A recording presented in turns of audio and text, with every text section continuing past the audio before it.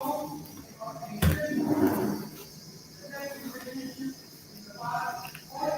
afternoon, everyone. In this session, I am going to talk about W.B. Yeats poetry. This is one of the major thing you all need to know. And let me start with a brief introduction regarding Irish literature. Since W.B. Yeats can be considered as an Irish poet, and let us know a little bit about Irish literature and history. Let me start with the historical background to Yeats' poetry. Irish literature is the body of written works produced by the Irish people. Okay, Irish literatures. In this session, I am going to talk about Irish literature written in English from about 1690, and its history is closely linked with that of English literature because Irish language literature is treated separately under Celtic literature. Hope you are following me. So, after the literatures of Greek and Latin, because just I'm in this session right now I'm talking about the hybridity of Irish literature in English literature and how it is very useful and how it is interlinked with English literature. So after the literatures of Greek and Latin, literature in Irish is the oldest literature in Europe, okay, dating from the fourth and fifth century CE. So the presence of a dual tradition in Irish writing has been important in shaping and inflecting the material written in English language. So that too, the language of Ireland's colonizers. Irish writing is, despite its unique national and linguistic characteristics, it is inevitably intertwined with English literature and how we Indian writing in English has been intertwined with English literatures. Like that, even Irish literature has been linked with English literature. So Irish writing is, despite its unique national and linguistic characteristics, inevitably it is intertwined with English literature, and this relationship has led frequently to the absorption of Irish writers and the text into the canon of English literature. So many of the best known Irish authors, they lived and worked for long periods in exile, often in England. Okay, and this too has contributed to a sense of instability in the development of a canon defined as uniquely Irish literature now. So there are many Irish writers, well established and prominent Irish writers and poets, from Edmund Burke and Jonathan Swift to Oliver Goldsmith and Maria Edgeworth and Oscar Wilde and even George Bernard Shaw. They were all considered as traditionally considered as English or British authors, but they have their roots in Ireland. So, but during the 20th century, particularly after the partition takes place and the partial independence of Ireland in 1920 to 22, scholars reclaimed that these writers and their works for Ireland.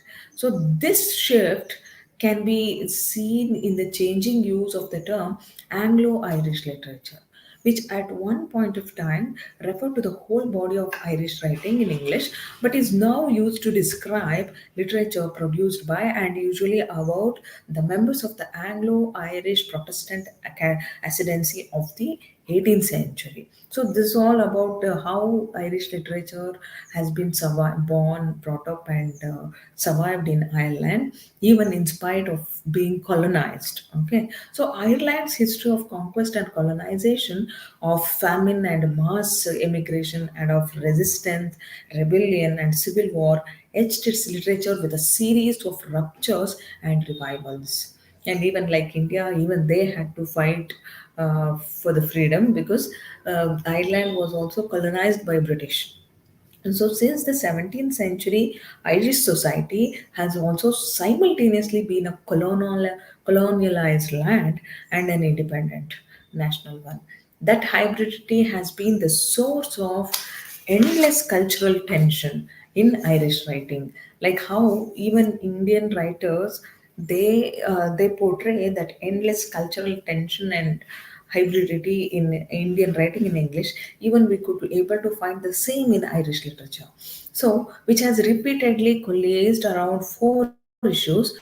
One is land, religion, nationality, and language. So these are the four problems or four concepts. Like Indians, even Irish people, literatures, they had focused on in their writings. So the defeat of Hugh O'Neill, second Earl of Tyrone, at the Battle of Kinsale in 1601, I think, yeah, marked the start of gradual century-long collapse of Gaelic civilization as the dominant mode of Irish existence. So it also marked the acceleration of a long process of Protestant British colonization that would dramatically transform the land, language, religion of Ireland. Hope you are following me. Yeah, out of the profound cultural trauma engendered by this process, Anglo Irish writing has emerged. So, this all about the background to this Irish literature, because in this session I am going to talk about Irish poet, a well-known prominent Irish poet, W.B. Yeats. Okay, but he, being an Irishman, he wrote his poems in English. Let me start with his first poem, Easter 1916. This poem by W.B. Yeats, William Butler Yeats, published separately in 1916 and collected in Michael Robarts and the Dancer, which was published in 1921. It commemorates the martyrs of uh, the Easter Rising. Okay, the Easter Rising, which took place in Ireland in 1916. So this is an insurrection against the British government in Ireland, which this event took place in 1916. That's why this poem is named after that rebellion, Easter Rebellion. So the title is Easter 1916.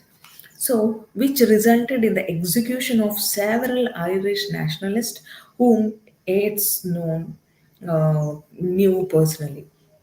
So, the poem examines the nature of heroism and its incongruity with everyday life, because here he wanted to pay tribute to the national leaders, the Irish nationalists and martyrs who sacrificed their lives for the sake of nation. Hope you are following me. So he says that that's why this poem examines the nature of heroism and its congruity with everyday life. So, although W.B. Yeats questioned the fanaticism of the rebels and the necessity of their actions, to an extent, he satirizes their sacrifice, but later he admires their steadfast determination. So he reluctantly celebrates their martyrdom with a repeated line. He says, "A terrible beauty is born." So, mostly written in anapaestic trimeter, the poem contains lines of iambic measure for added emphasis. So, then let us know. So far, you might have grasped what I have been telling you and what I wish to discuss. So, you might be thorough with the literary context of this poem.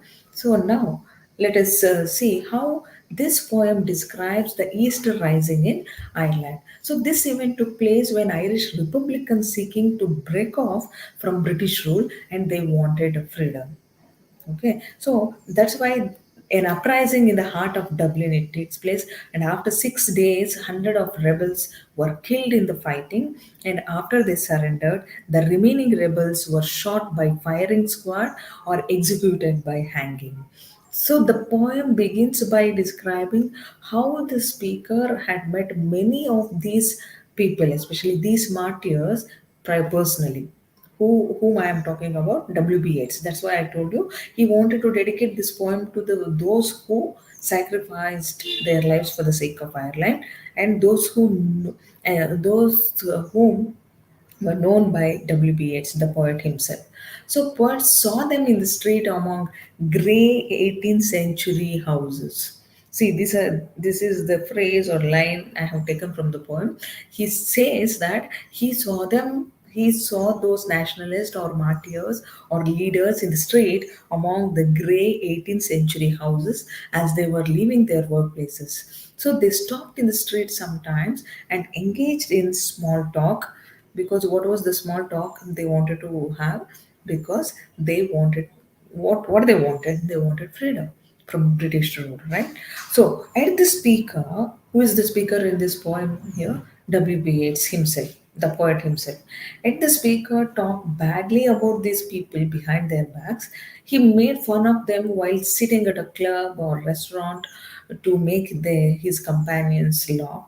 Yet, with their deaths, the situation has transformed, all changed, and changed utterly. A terrible beauty is born. This is what he says. All after their sacrifice took place, or after their death, what happened in Ireland, he could able to say that all changed utterly. A terrible beauty is born. So the second stanza describes how some of the people who fought in the rebellion, the first mentioned in the Constance Gorbooth Marquis, especially who described here only as that woman. And she was a suffragette and Irish nationalist who was involved in the rebellion. And though she was not executed after being captured, the poem describes her sweet voice turning shrill from arguing, because even she was one among those nationalists. So the person describes as this man here, though she was a woman, because she was an educator. And again, another nationalist or a fellow Irishman was Patrick Pearse. He was also what he sacrificed his life for the sake of country. And his daring and sweet helper is Thomas MacDonagh, and he was an activist, poet, and playwright. The fourth person mentioned here in this poem is, I think, John McBride, a major in the Irish Republican Army. So Macbridge was married to the Yeats' old friend Morgan, and whom he abused. This is what is meant by the lines, he had done most bitter wrong. What was the wrong? Because this major Macbridge, he married to W.B. Yeats' ex-lover Morgan. So he used to hate him earlier, and that's why he says in this poem, he had done most bitter wrong to some who are near my heart, which means that he had stolen his lover from him. So he too has been changed in this term. So just as the Easter rising transformed Dublin in the first stanza, the second stanza shows that it has transformed the people involved in it, and they have given rise to a beauty that is terrible. Okay, so in the third stanza, we have the speaker's ambivalence about the Easter rising by using nature imagery. The natural state of the world is compared to a living stream. It ebbs and flows through summer and winter, and at the heart of these revolutionaries stands still as if enchanted to a stone. So there is something unnatural about the revolutionary's heart, that unlike the show of cloud which changes minute by minute, so the stone stands still. It does not live minute by minute like the moorhens or the horse, but it does not move at all like stone. Can we expect a stone to move from place to place? No. So in the last stanza, the speaker says that too long a sacrifice can make a stone of that heart. So he writes like this: too long for a sacrifice. Too long a sacrifice can make a stone of the heart. So he suggests that sacrificing oneself for a cause like this is too much of a burden.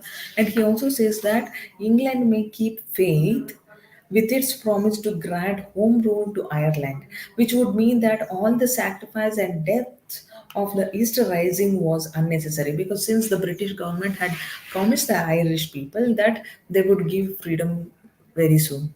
But these nationalists were not at the end to listen to their words, and so they jumped into action, which led to Easter Rebellion in 1916.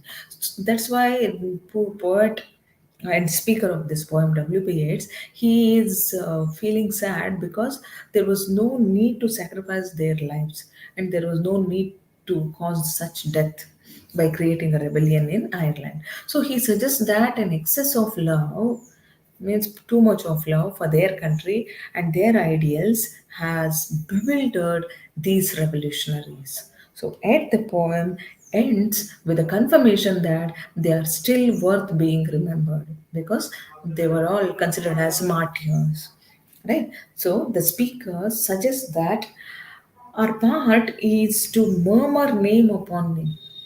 He says that our role, our part means here our role, especially the being Irish people, our role now is to murmur name upon name, which means to remember their sacrifice. Who sacrificed? Those who have sacrificed their lives for the country, the nationalist. So, as a mother might say her child's name repeatedly, even he is WB AIDS is asking the Irish people to remember their name, to remember the national those nationalists' name repeatedly. Okay, so then the poem names four of the rebels, that is Patrick Pearse, and who is a commander in chief of the Irish Republican Brotherhood, then James Cannelly, he is the leader of the Irish Citizen Army Volunteers, then Thomas MacDonald, and he is the activist and writer, playwright, poet, and John McBride, and as I have already mentioned that he worked as a major in the Irish Republican Army, and who was also ex-husband of WB8's friend Montcalm. The speaker says that now and in time to be, these four men will be remembered. So wherever green is worn, he says they will be remembered wherever the green is worn, which means that they still has the eternal they all these no nationalists, they will get a eternal space and place in the hearts of the Irish people. So the poem then ends with the same refrain that changed utterly, a terrible beauty is born. Okay, hope you have understood the poem, the critical analysis of this poem, and let's analyze the important themes of this poem. First and foremost, ambivalence. This is one of the central theme of the poem is ambivalence. Okay, then which means that having mixed or contradictory feelings, and whose feelings have been mixed here because the poets, because in the beginning he was making fun of them and he was satirizing them, but in the half of the poem, next half of the poem, he starts praising them for for being sacrificed their lives for the sake of the country. So that's why we have the speaker here who shows throughout the poem that one can commemorate the fighters of the Easter Rising. Okay, one can commemorate the how do they can commemorate, because the fighters of the Easter Rising, without having to decide for certain whether or what they did was good or right. And you should not we don't have any rights to say what they have done. Okay, and we are not supposed to judge because they have sacrificed their life for the country. So there is no need to comment on their work and no need to decide or judge whether they have done a good thing or a bad thing, or a right thing or wrong thing. So that's why he says that without being judging what they have done was good or right, this ambivalent attitude is clear from the repeated line, a terrible beauty is born. So that's why that the Easter Rising can be both terrible and beautiful, which shows that certain historical events go beyond our moral judgments, right? Even in India, and there will be mixed opinion about the death of national leaders, right? So we do not have to completely support them, to be moved by them and recognize them as turning points. And next important theme in this poem is change. In the third stanza, especially, the speaker argues that change is the essence of nature. The line, minute by minute, they change. Here, they refers to those nationalists who fought for the country. Okay, so they refers to horses, birds, chickens, or clouds. Nature is also cyclic. We have a regular cycle here. So that's why he says nature is also cyclical, changing through summer, winter, monsoon, like that. The stone is described as something that exists outside of this law of nature. And stone, though it's spring or though it's summer or winter, it doesn't change because it has one purpose alone. That's why here he compares the heart and mind of those nationalists to that of a stone, because for any seasons it don't change, and it doesn't change because it has one single purpose and a strong conviction. The stone sits still in the middle of the stream while the stream is constantly changing and moving every day. And whereas the stone is immovable. So, for this reason, the stone troubles the living stream. The same way how the revolutionary's unchanging heart seems to be troubled the very laws of nature. And next important theme to be discussed in this poem is historical destiny. The poem suggests that while people may try to intervene in history, the results go far beyond whatever they intended. For example, one of the revolutionaries has resigned his part, okay, in the casual comedy. He writes like this: one of the revolutionaries has resigned his part in the casual comedy. So, this means that they're trying to change the history, which also involves giving up control and playing whatever role destiny had determined for them. Okay, sometimes we become just a puppets in the hands of fate or destiny. So while this revolutionary tried to change the world, he too has been changed in his turn. So, next important theme here in this poem is sacrifice. Too long a sacrifice. I have mentioned this term while I was analyzing this poem critically, that he says, too long a sacrifice. The speaker notes, or the speaker says in the poem, can make a stone of the heart. So, in order to sacrifice, or in order to sacrifice your life for the sake of country, one needs to be stone-hearted. That's why he says that by renouncing their lives in the name of a cause, what was the cause? Freedom. The revolutionaries have become hard-hearted and they have become hardened. So this means that they are even willing to risk death for the sake of an independent Ireland. What they wanted ultimately, they wanted their country to be Ireland and independent, and they wanted Ireland to be free from the clutches of British colonization. So, this type of sacrifice is a form of craziness for the speaker. Then comes a martyrdom. While the poem is ambivalent about the revolutionary's action, it also suggests that they have been somehow transformed or ennobled in death. For example, one of them was a drunken and he was vainglorious loud, but his execution has made him changed in his turn and transformed him utterly. So death has transformed these revolutionaries beyond whatever they were in actual life. So they stand for something larger than themselves, and for that they will be remembered now and in time.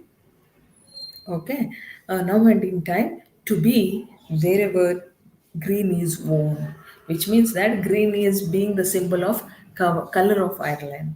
That's why, as long as Ireland is uh, alive, these people will be alive in the heart and soul of the Irish people. So, next poem, let me move on to the next poem, important poem, the second coming. I think you might be thorough with this poem because here the speaker describes a nightmarish scene. This is how the poem begins. The nightmarish scene, the falcon turning in a widening Gaia. Gaia means spiral, and which cannot hear the falconer. Okay, so this is how he starts his poem. The falcon cannot hear the falconer. So this is considered as one of the finest of WB8's poems. There is about the immediate conviction of pertinent emotion. So that's why he says, the falcon cannot hear the falconer, things fall apart and the center cannot hold. Anarchy is loosed upon the world, the blood dim tide is loosed, and everywhere the ceremony of innocence is drowned. So please go through this poem. Wonderful. and how meticulously he has used the words in order to convey the feelings and the harshness of World War and even the rebellion. Okay, so the ceremony of his of innocence is drawn.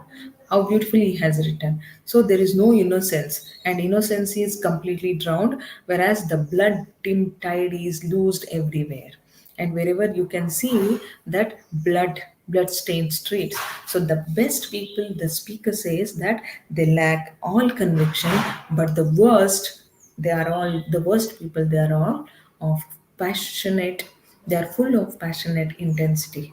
Because worst people here, he means that worst people are those who want to rule the world, and those who are greedy, and those who are ambitious. So surely the speaker asserts that the world is near a revelation. Surely the coming is at hand. He says that the world is near a revelation. The second coming is at hand. So no sooner does he think of the second coming, then he is troubled by a vast image of spiritus mundi. So, or the collective spirit of mankind. So he says that somewhere in the desert, a giant sphinx, you know, no, sphinx is a, it's a what? It's an Egyptian monument, right? Egyptian image. So whereas a shape of a shape with a lion body and a head of a man. This is an Egyptian monument or an image. So he says that somewhere in the desert he could able to see this giant. Giant means a bigger one, biggest thing. That too, the sphinx is arriving. So a gaze as blank and pitiless as the sun, and it is moving while the shadows of desert birds reel about it. So let me talk about how the stony sleep of have been a nightmare by the motions of a rocking cradle. And what rough beast he says, he wonders, its hour come round at last, slouches towards Bethlehem to be born. So this rough beast is moving its thighs towards Bethlehem. Bethlehem, that it is a holy place for Christians, right? Where Jesus Christ was born, and even for the Jewish people, it is what very precious, and it is a holy place, and it has its own sacred what value, and even it's a religious, important religious place for two religions. And let me talk about the form of this poem and how this poem is written in a very rough iambic pentameter. But the meter is so loose that this spiritus mundi he uses, no, in line 12 he uses that it is one of his prose writings. It observes that his mind has been from time to time possessed by images which had no discoverable origin in his waking experience. That's why regarding the poem, this poem is written in a very rough iambic pentameter, but it has used a free verse here, and the exception so frequent that it actually seems closer to free verse with frequent heavy stresses. The rhymes are likewise haphazard. Apart from the two couplets with which the poem opens, there are only coincidental rhymes in the poem, such as man and sun. So far, I have dealt with the summary or analytical part of this poem, and let me tell you about this poem in a critical manner. Because of its stunning, violent imagery and terrifying ritualistic language, the second coming, a poem by W.B. Yeats, which is regarded as one of the most famous and most anthologized poems by W.B. Yeats. And it is also one of the most thematically obscure and difficult to understand sometimes, because it is loaded with imagery, symbols, okay, and central themes. So it is safe to say that only very few people who love this poem could paraphrase its meaning to satisfaction. So structurally, the poem is quite simple. The first stanza describes the conditions present in the world, things falling apart, mere anarchy loosed everywhere. He writes like that. You can easily understand by one reading. But in order to understand the hidden meaning of this poem, you have to go through twice. So next he talks about how the second sunrise surmises from those conditions that a monstrous second coming is about to take place. So the first coming is here refers to when Jesus Christ was born. And the second coming, he says that you cannot expect a divine creature is going to born, but it is somewhat like a monster second coming is approaching, and it is about to take place where he says no, a rough beast he could able to see a sphinx in a desert, and a rough beast it is moving its thighs towards Bethlehem, which means that the present generation or the present civilization is going to end. That's why the Jesus, especially not of the Jesus we first knew, but of a new Messiah, a rough beast. And it is slouching sphinx, rousing itself in the desert and humbling, and it is lumbering towards Bethlehem to begin or to end. So this brief exposition, though integrally blasphemous, is not terribly complicated here, but the question of what it should signify to a reader or to a student is another story entirely, that the second time it is going to teach us a lesson. So W.P. Yeats, he spent years crafting an elaborate mystical theory of the universe that he described in his book A Vision. Okay, a vision, it is a book, it consists of a very strongly loaded imageries poems, and this theory issued in part especially from W.B. Yeats' lifelong fascination with the occult and mystical, and in part from the sense of responsibility Yeats felt to order his experience within a structured belief system. The system is extremely complicated and not of any lasting importance except for the effect that it had on his poetry. So, which is of extraordinary lasting importance, especially the theory of history W.B. Yeats articulated in his book A Vision, which centers on a diagram made of two conical spirals, one inside the other, so that the widest part of one of the spirals rings around the narrowest part of the other spiral, and vice versa. So AIDS, he believed in that this image. He called the spirals as gyres. Okay, Gyres, and he captured this image captured which image, the gyres or the spirals. They captured the contrary motions inherent within the historical process, and he divided each gyre into specific regions that represented particular kinds of historical periods, and it could also represent the psychological phases of an individual's development. So the second coming was intended by W.B. Yeats to describe the current historical moment, which this poem was appeared in 1921 in terms of these guys. W.B. Yeats, he believed that the world was on the threshold of an apocalyptic vision or apocalyptic revelation. Please bear it in your mind, this term, apocalyptic.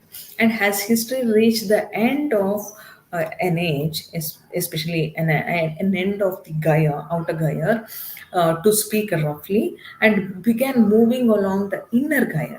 And in his definitive edition of W.B. Yeats' poems, I think one of the well-known critic of W.B. Yeats' poem, Richard J. Finneran, he quotes that he quotes W.B. Yeats' own notes about this poem, that the end of an age which always receives the revelation of the character of the next age, and which is represented by the coming of one Gaia to its place of greatest expansion, and of the other to its place of greatest contraction. The revelation approaches will take its character from the contrary movement of the interior Gaia. So, in other words, the world's trajectory along the gyre of a science or democracy or heterogeneity is now coming apart. Like the frantically widening flight path of the falcon, that falcon, the bird, no, the falcon that has lost contact with the falconer.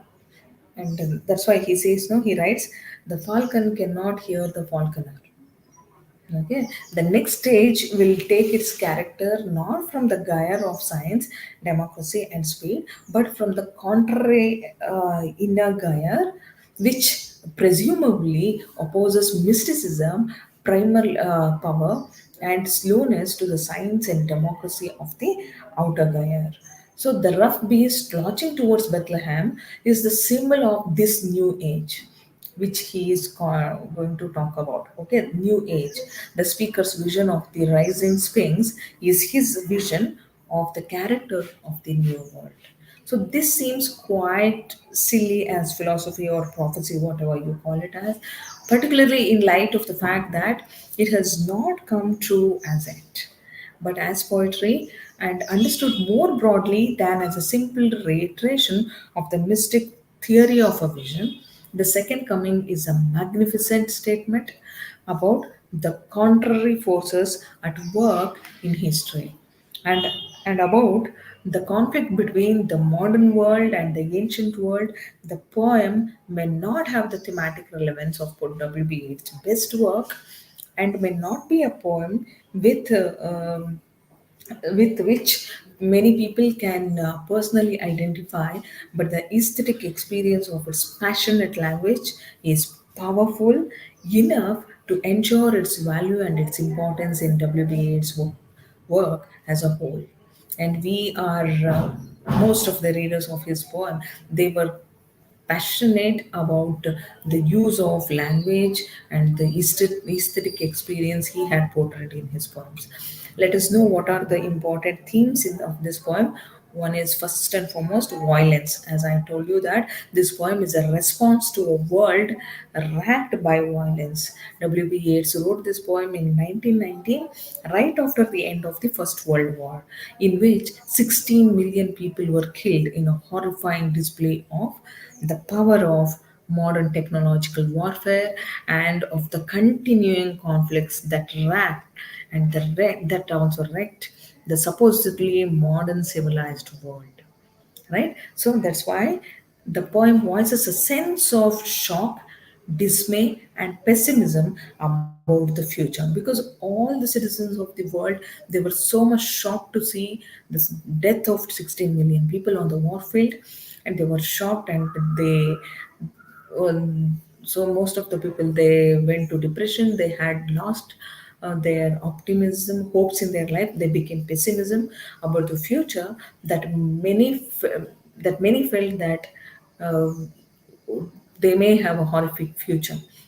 So lines like blood dim tide loosed upon everywhere and mere anarchy is loosed upon the world both eloquently describes the horrific chaos or disorders of which was created by the war and violence. Got it? So next important theme of this poem is prophecy. So this poem is a deeply ominous poem.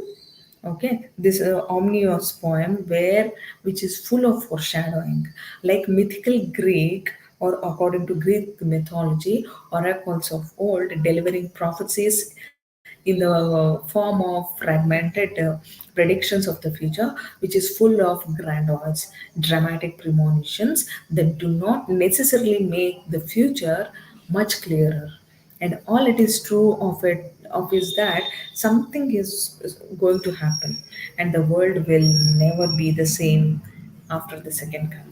So next important theme is cyclicality, because circles and cycles reoccur persistently throughout the poem. The first line describes all of existence as a widening gyre or an expanding spiral. Later it talks about indignant birds reel or cycle throughout the sky, and he wrote this poem during a chaotic time in the world history, which chaotic time after the First World War, and because the World War First has just ended, bringing unprecedented violence and disorders to the world.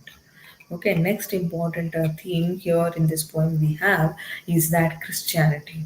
The poem's overt Christian themes are written into its very title, the second coming itself. It speaks of about the Christianity. So W.B. Yeats himself was not a Christian, but he had abandoned the faith in exchange for an interest in occult spirituality. So we can also find a spiritualism, the concept of spiritualism in this poem, and he had especially his own father, W. Yeats' own father, who had grown up as a part of established Church of Ireland, and he rejected Christianity at an early age, and W. Yeats followed suit. And but unlike his father, W.B. Yeats was deeply invested in spirituality, constantly seeking a philosophy of life. And this poem also talks about the meaninglessness. Okay, the meaninglessness, because this poem is about laws, about change, and about traditional meanings and values coming apart. Okay, coming apart at the same time and at the seams.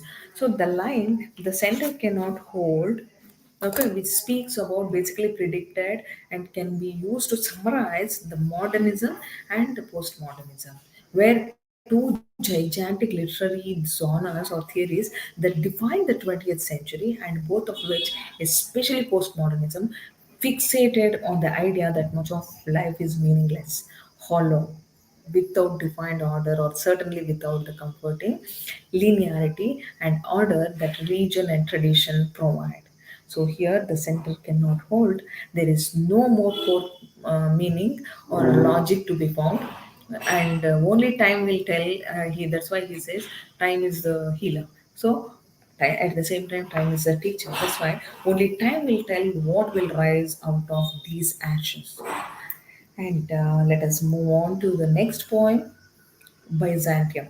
Okay, there are two poems. One is just a Byzantium. Next one is Sailing to Byzantium. These are the twin Byzantium poems. Okay, so Byzantium, it's a name of a place, and it was a capital city of the Roman Empire.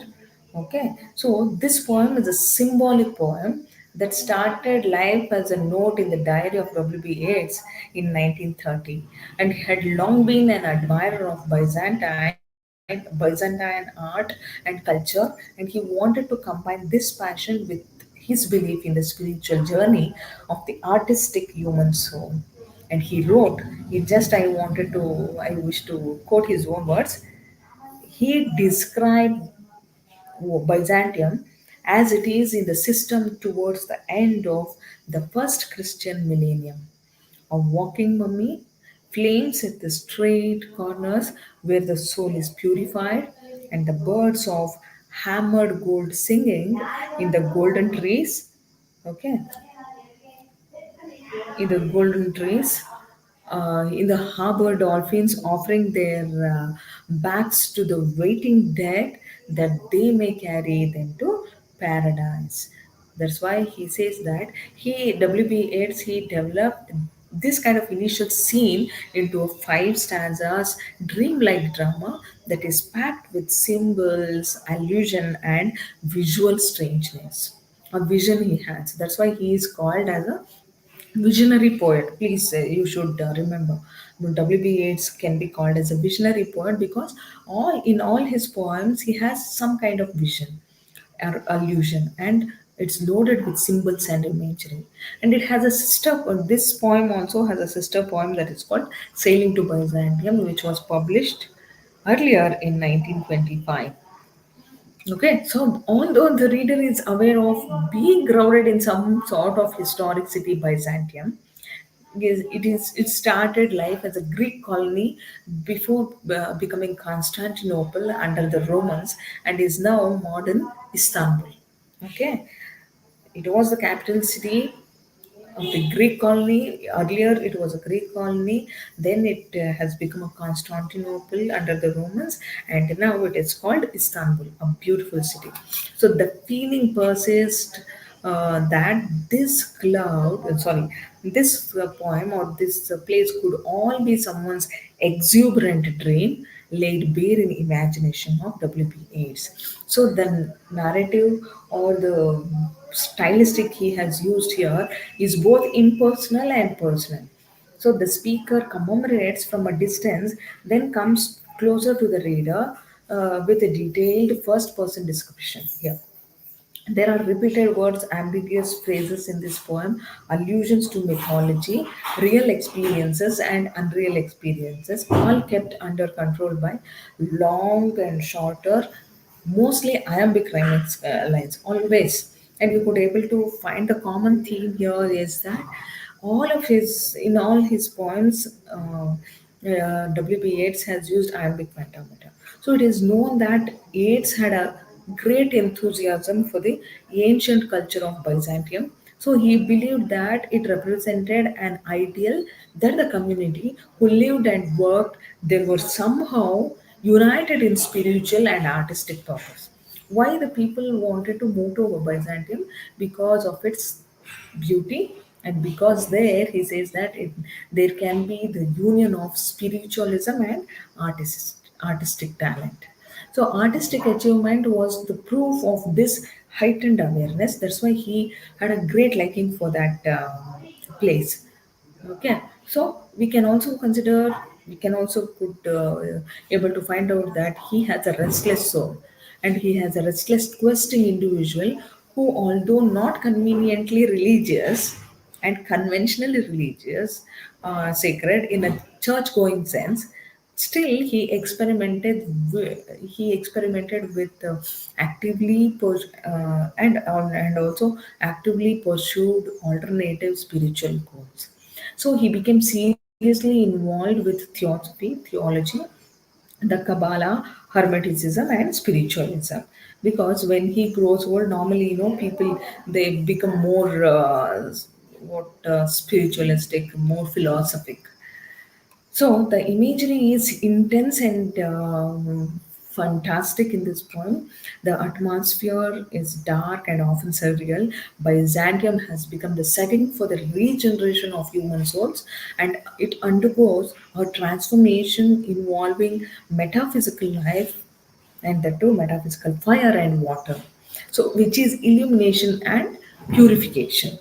So, AIDS was provoked into Byzantium because a friend of his had a criticism of the previous poem of this theme, Sailing to Byzantium. Yeats thought that he needed to clarify an issue concerning the golden bird and its relation to the natural world. So, uh, let us know what are the important things he had discussed and portrayed in his poem. One is there are several themes interwoven in this poem. One is a battle between immortality and the creative process, then human imperfection and the perfected form of art, then nature versus art, later spiritual regeneration through aesthetics. Okay, and finally, last but not the least, he talks about the tension between terrestrial life and the soul life.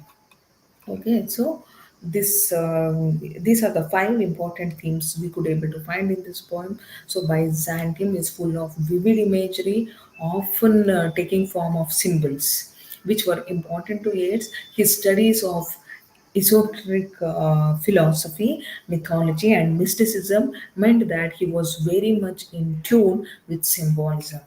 Besides emotional symbols, symbols that evoke emotions alone. According to him, symbols, besides emotional symbols, symbols that evoke emotions alone, there are intellectual symbols, symbols that evoke ideas alone, and ideas mingled with emotions. That's what he says, and he writes here in the symbolism of poetry, in especially under the time in the dome magazine. In Byzantium, there are several symbols. I told you the dome, which represents the perfection or a vault of heaven or a divine cosmic order.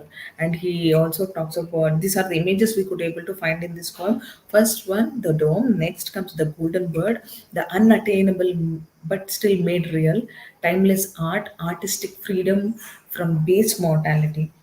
Then he talks about the golden flames.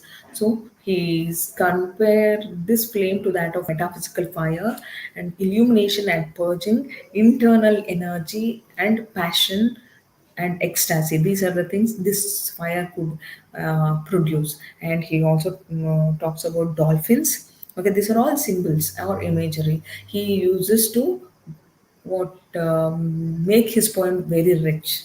Resurrection as guides to enlightenment, selfless guardians of the unconscious. And this is where a dolphin can be used to produce this meaning. So many legends and stories are told that there are of dolphins forming relationship with humans, helping them, carrying them, and forming profound friendship.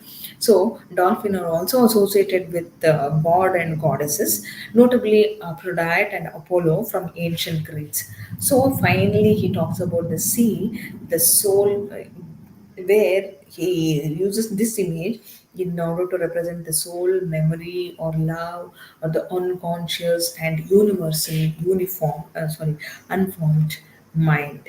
So, ultimately, to conclude this poem, it is a poem about the imagined spiritual and artistic rebirth of humanity, which involves the purging of spirits as midnight arrives and their final journey to enlightenment on dolphins across the sea. Okay, just I give you a brief summary or in a nutshell, the summary of the sailing to Byzantium. And here, the country, he speaks of the country where the speaker says that this land is no land for this. This is not a good place to live. For whom? For the old people. So he says that WB Yeats' most famous and what I can say the popular poem. We can also consider this poem as well one of the most famous poems of W. Yeats, because here a theme that preoccupies him throughout this is uh, the old age. Okay, so the old age, death, regeneration, rebirth. There are so many meanings in this themes in this poem. The poem traces the speaker's movement from youth to age, from young to old, and the corresponding geographical move from Ireland, a country just being born as Yeats wrote, to Byzantium. So W.B. Yeats felt that he no longer belonged to Ireland, as he is growing old. So he says that young in brutality were caught up in what he calls the sensual music.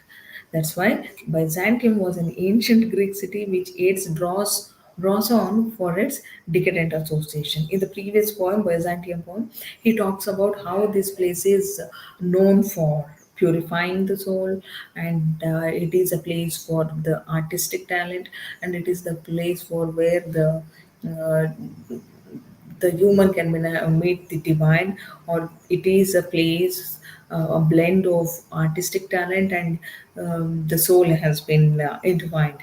So in the next poem, the 12, its sister poem, that what I said, sailing to Byzantium.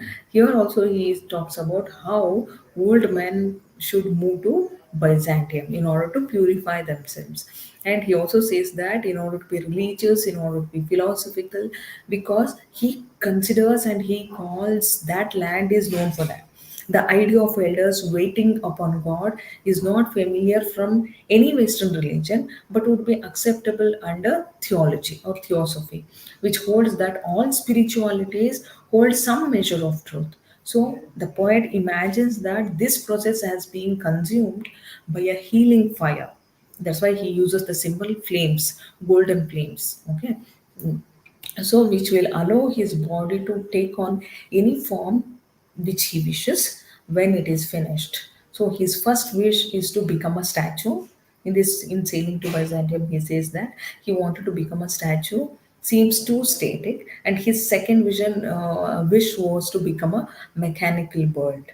Alludes to the Byzantine emperor Theophilus, and he, according to legend, he had just such mechanical birds, and it is thus the poets wish to be granted a body immune to death and to sing forever. He first wish he wanted to become a statue which has to be situated in the city of Byzantium. And second wish was that he wanted to become a golden bird engraved by the golden smiths. Okay, so he wanted to sit on a golden tree, and he wanted to sing a song of the Roman emperors, like how Emperor Theophilus, he had a legend, and he, after his death, he had become transformed into a golden bird to sing a song of his adventures or things. Got it? So let me move on to the last poem, The Tower, where the title of the poem is The Tower. Here, the speaker decries the absurdity of the contrast between his old body and his young spirit. So, by the time he had written this poem, The Tower, he had grown old. W.B. Yeats has grown old, and we could able to find some of the autobiographical elements in this poem. That's why he says that uh, the old age itself is of no solution. Got it. That's why he talks about the absurdity of the contracts uh, of the decrepit age. Especially, he talks about the decrepit age tied to the poet as to a dog's tail. Okay. He feels more passionate and inspired than ever, even more so than when he was a boy and went fishing in the mountains of Western Ireland. Nevertheless, he feels that he must say goodbye to poetry and choose reason instead. It is more becoming of his age, because he says that he is growing old and he could not able to produce the finest form of poetry. That's why he decides not to write, but still his heart or mind or what we get the poetic skill is not letting him to write, not letting him to stop writing. So he walks to and fro atop a castle and looks out over the countryside. He sees where the wealthy Mrs. French once lived, and her servant, who knew her very well, that once cut off the ears of a rude farmer and brought them to her on a covered dish. So, when the speaker was young, some men spoke of a legendary peasant girl who was the most beautiful in the area. One drunk man talked of her often, and in the middle of a drinking session, got up to seek her out. He mistook the moon for her lovely face and drowned in a lake. The man who told the speaker these songs was blind, especially. So he was in this poem. W.B. Yeats was just recalling what he had. Uh, what he had found and what he had heard and what he had listened, okay, to the words of the blind poet like Homer. So he is just recollecting the memories of his childhood, where and all he went, what are the stories he had heard from the local people.